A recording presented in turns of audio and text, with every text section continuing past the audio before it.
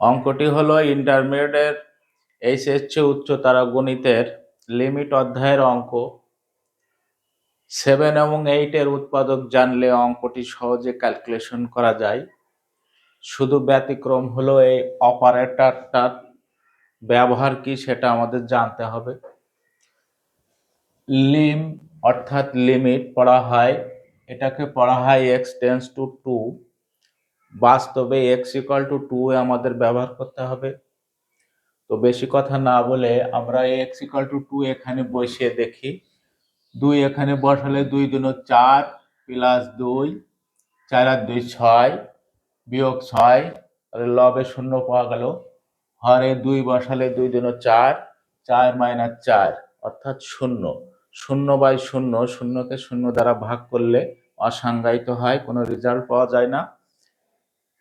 এ কারণে আমাদের এখানে একটি ক্যালকুলেশন করে দেখতে হবে যে মান আসে কিনা। যখনই মান আসবে তখনই আমরা x = 2 বসিয়ে দিলে এই লিমিটের মান আমরা পেয়ে যাব। তো আমরা সেই ছোটকালের ক্যালকুলেশনটু করি।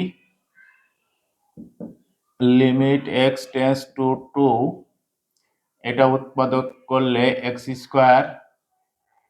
Plus 3x minus 2x minus 6, অর্থাৎ এখানে মিডল টার্ম করা হলো। আর এইটাকে আমরা x plus 2 into x minus 2 অর্থাৎ a² মাইনাস b² এর সূত্র করা হলো equal to limit x tends to 2, এখানে লবে x কমন নিলাম তাহলে x প্লাস 3, এখানে 2 কমন নিলাম তাহলে x প্লাস 3, মাইনাসে মাইনাসে প্লাস, ভাগ x plus 2 into x minus 2 equal to limit x tends to 2, এখানে x প্লাস 3 কমন নেওয়া হলো, থাকলো x মাইনাস 2, ভাগ x plus 2 into x minus 2, x minus 2 কাটা গেল। তাহলে আমাদের থাকলো x প্লাস 3 লবে এবং হরে থাকলো x প্লাস 2।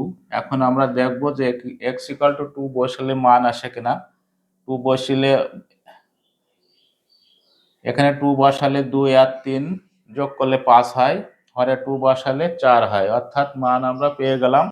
এ কারণে আমরা লিমিটের মানটি বসিয়ে দেব 2 প্লাস 3 ভাগ 2 প্লাস 2 ইকাল টু 5/4। এটা হলো এই লিমিটের অ্যান্সার।